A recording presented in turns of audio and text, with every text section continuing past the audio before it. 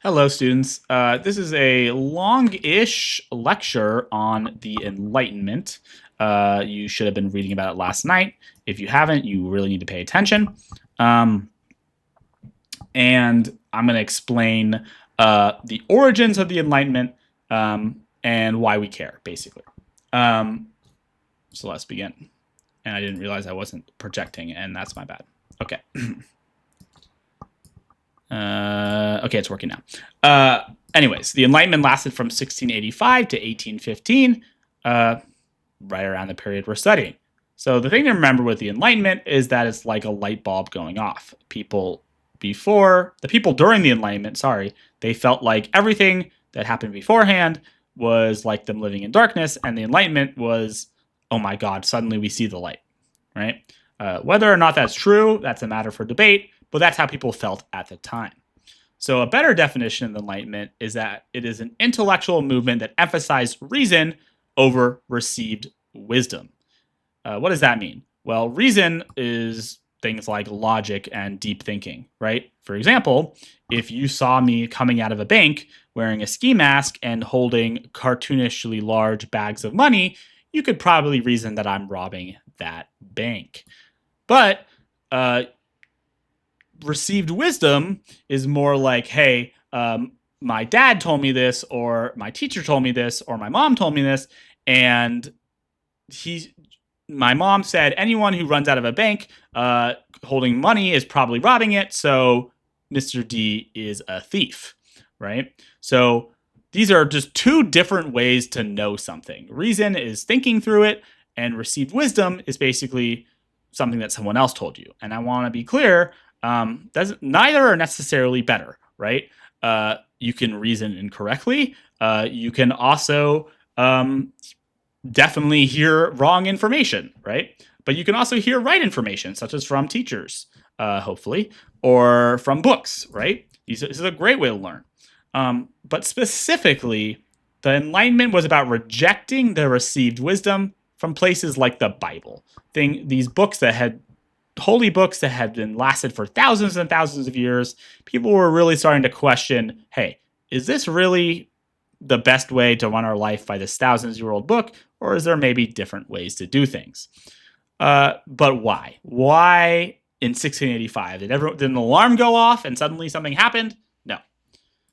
But first I have to kind of explain what is going on in Europe before 1685. There are these three estates, right? A state is a group within society, and this is basically how society works in most places in Europe, at least, for the past few thousand years. You had the king at the very top of society. The king was viewed as appointed by God. He was very rich, and he ruled over everyone. And right beneath him is what's known as the first estate. And the first estate is something called the clergy, okay? And these are basically the priests. And their job basically is to pray. That is considered the most important job because if they don't do it, you're going to hell. And people, shockingly, didn't want to go to hell. The second estate were the nobles, and they fought for the king and the church, right? Their job is to go on crusade, and their job is to go to war for the king and basically rule over the land. And neither of these groups had to pay taxes. I want to be very clear. They got taxes paid to them in order to do their jobs, right? Now, so who is actually doing all of the work, like growing food and paying taxes, but the poor peasants who are farming the land, right? And this is basically just how things worked for thousands of years. Now, plenty of peasants knew this was a raw deal, but too bad. If you don't like it, you can meet my friend, Mr. Knight, over there, and he's going to execute you, right? But in 1685, there is a rise of this new social class that kind of disrupts this order. And we call this social class the bourgeoisie. Okay, I'm going to say that again. It's a very fancy French word, the bourgeoisie. And the bourgeoisie is this new middle class. They're very wealthy, but they're still technically on the bottom of society. They're not nobles. They're not the clergy. They're certainly not the king.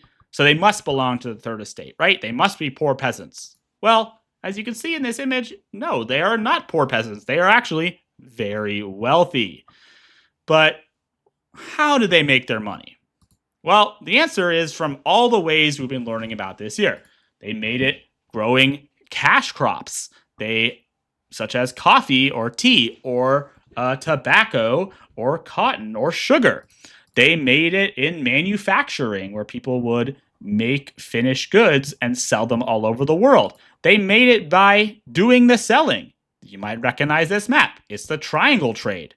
And yes, they are heavily involved in the slave trade. They make it via joint stock companies. These are basically modern companies, and the bourgeoisie, they're looking for alternative sources of wealth besides owning land. And boom, wouldn't you like to own a piece of this company that's making a ton of money? They're the first ones to invest. And this is really important. Many of them also own slaves. And this is going to seem very strange when you hear the bourgeoisie's complaints about society, because the bourgeoisie believe that they basically do everything.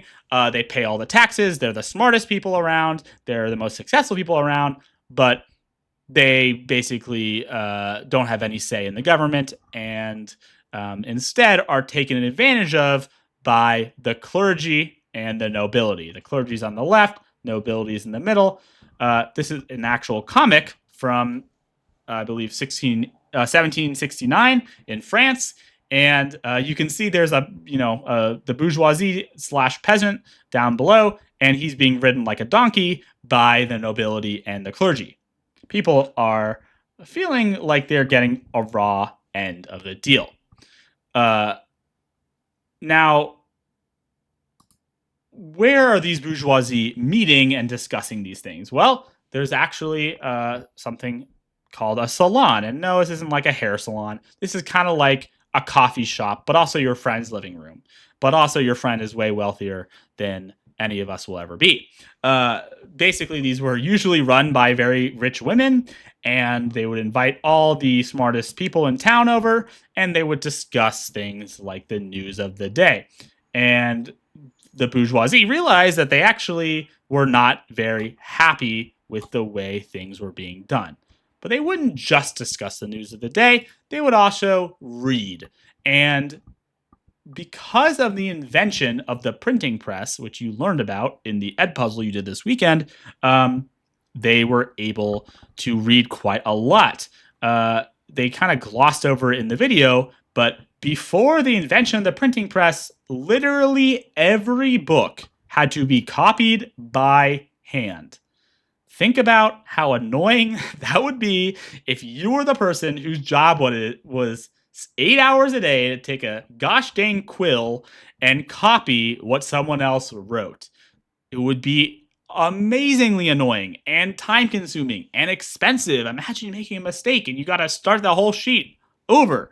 Thank God for the printing press. The printing press allows books to spread dramatically. I think in the 1400s, there were like maybe a few hundred, thousands books per year, maybe. And by the year 1800, there are over 1 billion books in Europe. And yes, you heard that right, 1 billion, right? This completely changes the way people take in information. They're not just reliant on rumor anymore. But also, people can write about different things. They don't have to just write about religious stuff anymore, because who's copying things over but the monks? They can write about other things. They can actually print newspapers. They can print encyclopedias and almanacs. And they can write about scientific discoveries. Because this is a period called the Scientific Revolution. And this was spurred by people such as Galileo. He argued that Earth was the one revolving around the sun. Well, the church had been saying the opposite for many years, but Galileo had a telescope that he invented, and he was able to basically prove it. The church basically forced him to say nuh-uh, or be burned to death. Yes, and that was specifically the threat. And he did have to retract what he said, but enough people heard about Galileo's beliefs, not beliefs, his proofs, because he published his works in books, that the old Earth-centric view of the universe disappeared and was replaced by basically what we know today. Now, before you clown on the church for preaching that the sun revolved around the Earth, remember, if you stand outside and look at the sun all day, it looks like the sun is revolving around the Earth. It literally rises and sets every day. And from our perspective, we are stationary. So I just want to emphasize that people weren't dumb before. It's just that there's new ways of looking at things spurred on by these new inventions. Another really important guy, perhaps the most important, was a man named Isaac Newton. And you've probably heard of him as the apple guy. He's sitting in his garden one day and he sees an apple fall from the tree and he's like, gravity. Well, it may shock you to realize that people knew that gravity existed before Isaac Newton. You know, people were not dropping things and amazed that things fell towards the earth every time. However, Isaac Newton basically invented physics as we know it. He also invented calculus, by the way. He was a super duper genius. But he literally used math to describe how the universe worked. And again, if we go back to this one, this is really emphasizing reason over received wisdom. It's not God that is making things fall to the earth. It's gravity, and here's the mathematical equation that shows it happening. Now, these guys did believe in God, but God was not as present in their life like it was before, right? So things were really changing. And the third guy I want to talk about is not nearly as significant as Galileo or Isaac Newton, but he is on our $100 bill. And once again, it's our good friend Ben Franklin. And Ben Franklin ties a key to a kite just to see if lightning is electricity or something else. And he gets shocked and he proves that lightning is electricity. Now, if you're wondering, yes, science was very different in the 1700s, and you basically just did crazy things. And a lot of people died. But Ben Franklin survived and proved that lightning was, in fact, electricity. And some people who look at all this and in their salons and they're discussing all the problems of the day, and they're like, well, if you can use reason to learn about the natural world, like Isaac Newton or Galileo, why can't we use reason to learn about how to run a country? And these people are called philosophes. They're philosophers, which literally means love of knowledge. And they basically apply this reason to the world, and they try to explain why things are the way they are and what is the best way to run a society.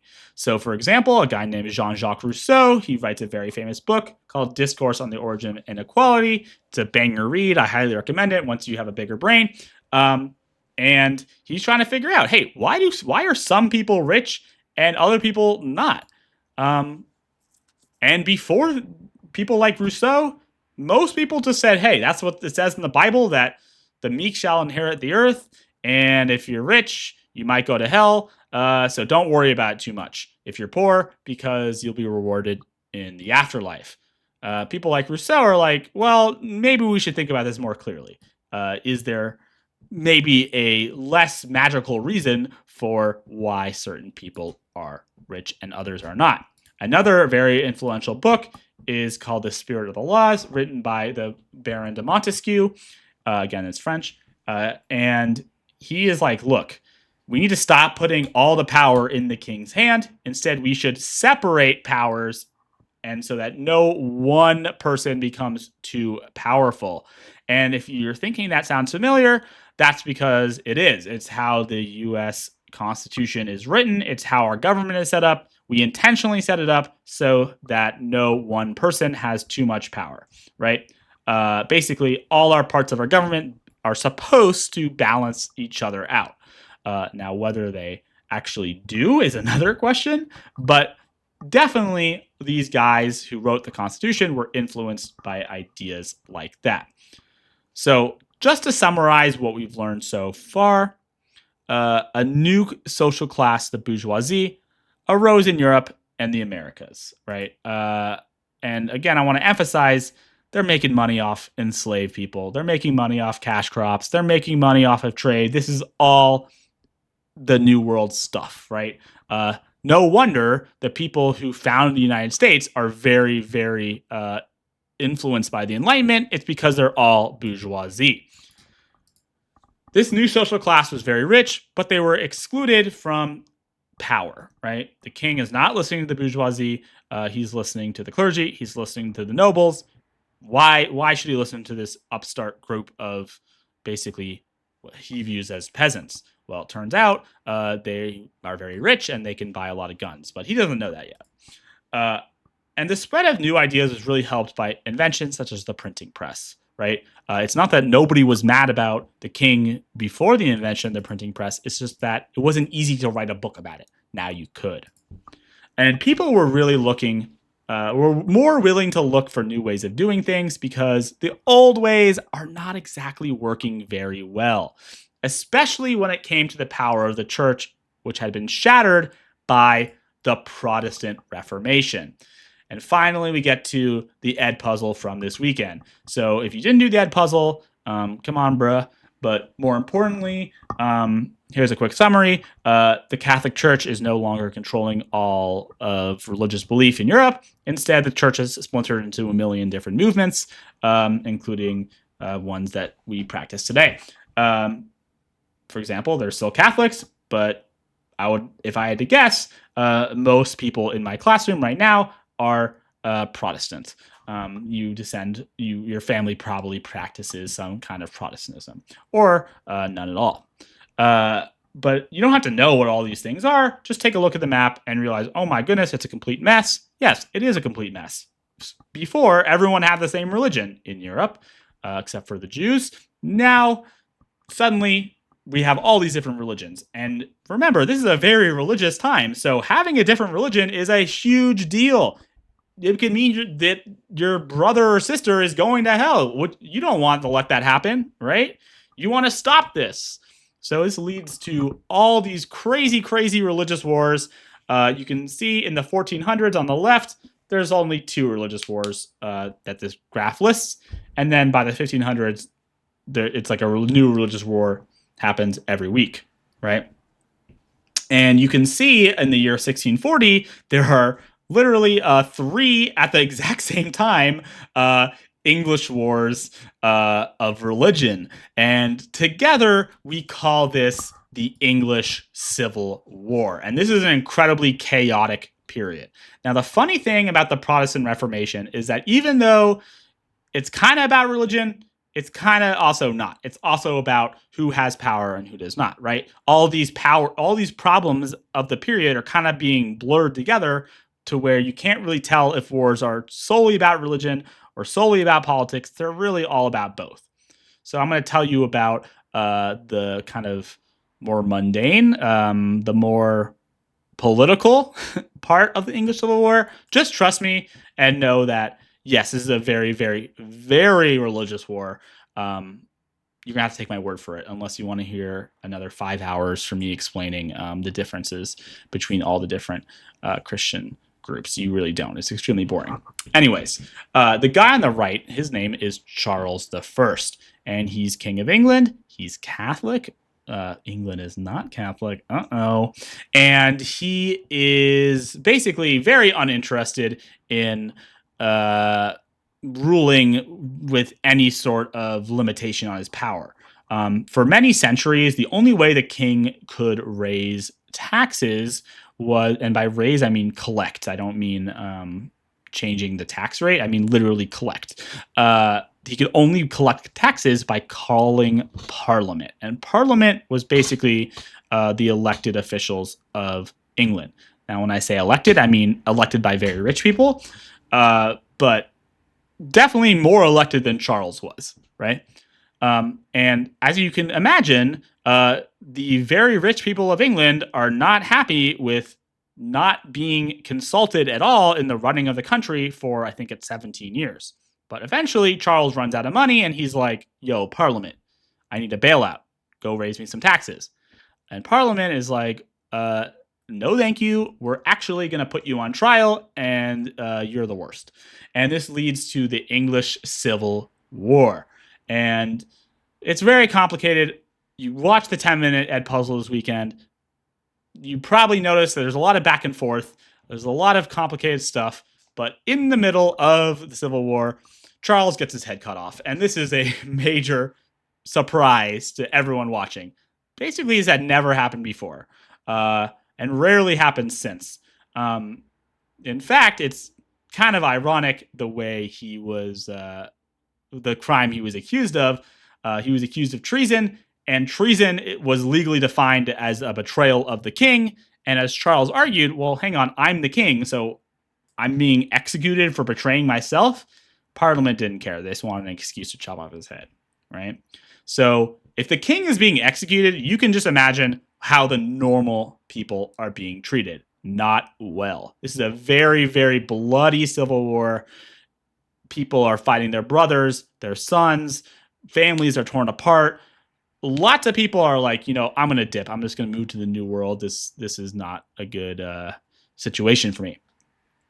So as a result, there are a lot of people watching the Civil War and the chaos in Europe, and they're not happy. Again, we're going to go back to what the bourgeoisie are unhappy about. And man, they're just like, this is not working. This system that we have is not working. I don't know what we're going to replace it with, but let's use reason and talk in our salons and print books about how we think society should be run. And we're not going to just rely on the Bible. We're going to use reason. Now, the tricky part about reason is that two people can follow reason and come up with completely different answers. And we're going to see an example of that.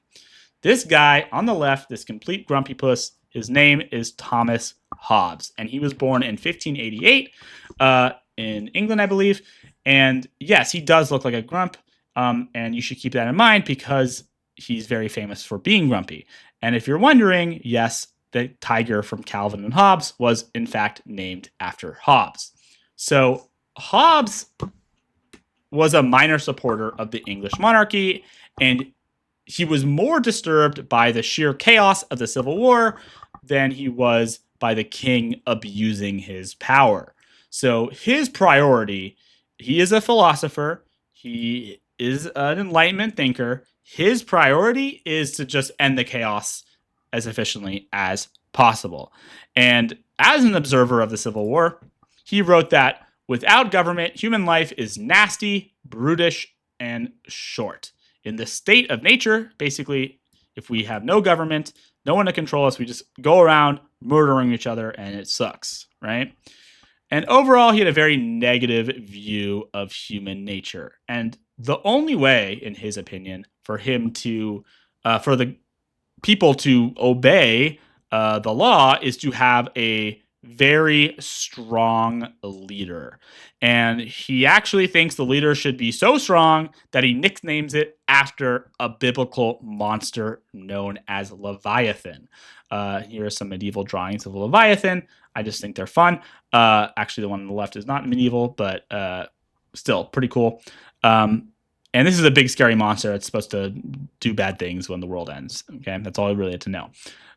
Here is the cover of Hobbes's book, right? And if you take a look, this kind of is a summary of his point of view. The people get together and they back a very strong leader, such as a king, right? Yes, this giant figure who is ruling over the land is indeed a king. But if you look closely, his body is made up of the people. So Hobbes believes that the king should basically be able to do whatever he wants in order to protect people, but he does recognize that the power that the king has doesn't come from God, it comes from the people. And this image is an absolute classic, great book cover. It also sums up his ideas. But Hobbes is not the only philosopher to tackle this problem.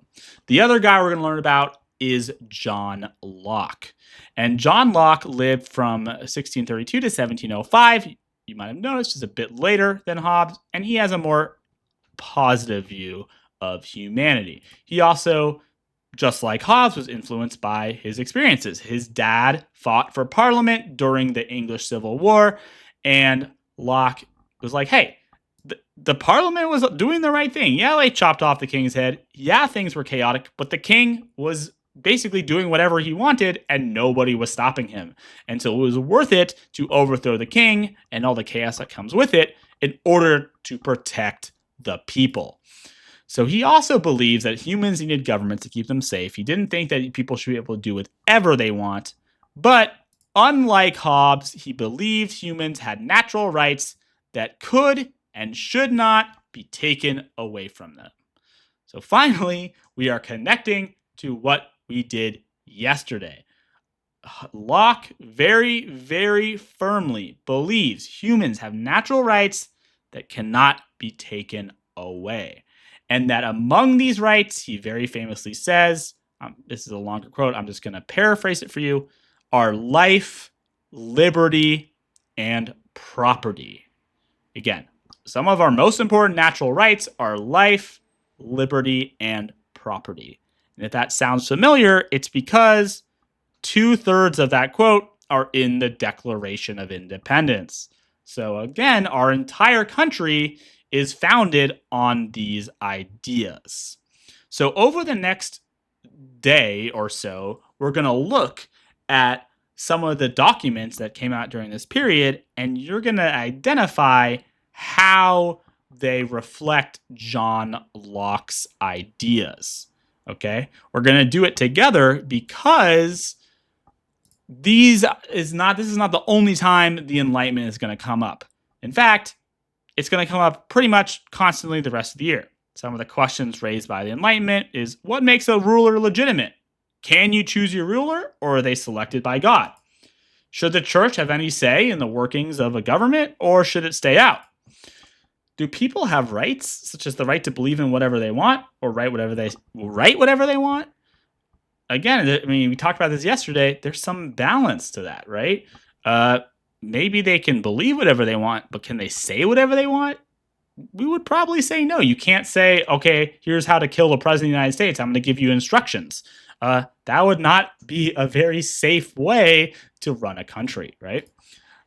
Should a ruler be all powerful, or should there be limitations on their powers? How can we prevent abuse of power? Now let's return. We're almost done to the very beginning where I said, hey, this social structure is going to get overturned. And this new social class, the bourgeoisie, they're overturning it. And they're using the Enlightenment and all their wealth to overturn society, right? They want to run society by reason and not by the Bible. And guess what? The people who are ruling the country by the Bible, they're not very happy with this. They're not going to let that happen. And that leads to a series of massive, massive changes that are so large, we call them revolutions. A revolution is when you turn something over. So you can see on this timeline, look, the first thing that is mentioned is that the first European coffee house opens in Venice. First, people have to come around and discuss. Then Thomas Hobbes, he publishes Leviathan. And then later on, Locke publishes his own book.